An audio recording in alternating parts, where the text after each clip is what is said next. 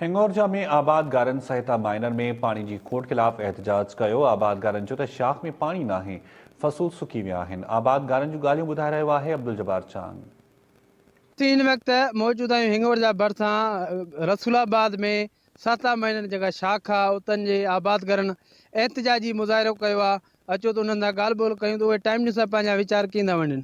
पानी जे लाइ कयो आहे साईं, 15-20 साल थियण ताईं शाख में पानी न आहे। सीमेंटेड शाख आहे, कुल 3 किलोमीटर शाख आहे। मथे 8-10 वाटर अनलिमिट भॻा पिया आहिनि जेके हेठि ताईं पानी नथा छॾनि।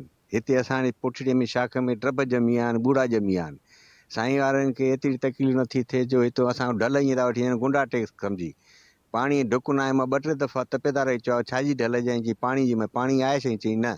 मैं पोइ हाणे बाबा छाजी था वठो? चई न त पुलिस वठी ईंदासीं, जेल में विझंदासीं। मां वठी हली विझाए, पोइ घटि में मानी त मिलंदी जेल में। हिते असां डीज़ल 200 रुपया लीटर था वठूं, 150 रेट आहे, 50 रुपया व्याज था भरियूं वापारियुनि वटि। हाणे साईं वारनि खे अर्ज़ु इहो ई कंदासीं त वज़ीर आला खे साईं को ज़हर ढुक मोकिले सुबुह असुलु हुजे, असरु करे, जंहिंमें घटि में घटि को जान छुटे। न त वञूं था पेस्टिसाइड वठणु, उन में त असर बि कोन्हे को। रोज़ रोज़ मरण खां हिकु चक्कर बसि हिकु दफ़ो मरे न त हिते रोज़ था मरूं, रोज़ था ॼमूं। पाणी ॾिसो जूअं ते न आहे। चीफ इंजीनियर ॾिसी वियो अखियुनि सां, छा कि वंझियूं लॻियूं पियूं आहिनि मथे।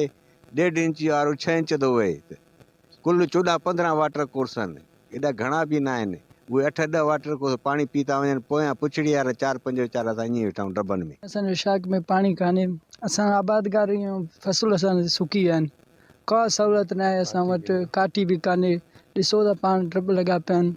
हिकिड़ो पेट्रोल महांगा लॻो पियो आहे, हिकिड़ो हर शइ में महांगाई लॻो पियो आहे। गवर्नमेंट को सस्तो नथो करे। ग़रीब माण्हू काॾे वञे, ख़ुदकशी करे काॾे वञे, को सहूलियत न आहे।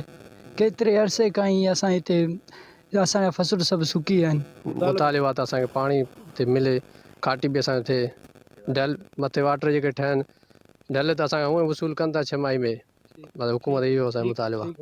गरीब माण्हू आहियूं, असांखे जेको आहे डीज़ल महांगो आहे। असां जेको आहे 20 साल थी विया आहिनि, न पाणी मिलियो आहे असांखे, न असांखे जेको गवर्नमेंट असांखे खाटी कराए ॾिनो आहे।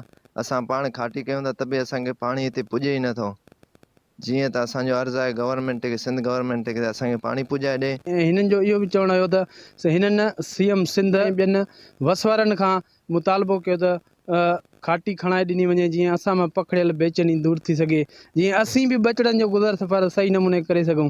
कैमरामैन अब्दुल सत्तार चांग सां गॾु अब्दुल जब्बार चांग, टाइम न्यूज़, हिंगोरजा। पानी न आहे छो भला, पानी न आहे छो भला, गुंडा टैक्स ठल वठो था, पाणी न ॾियो था।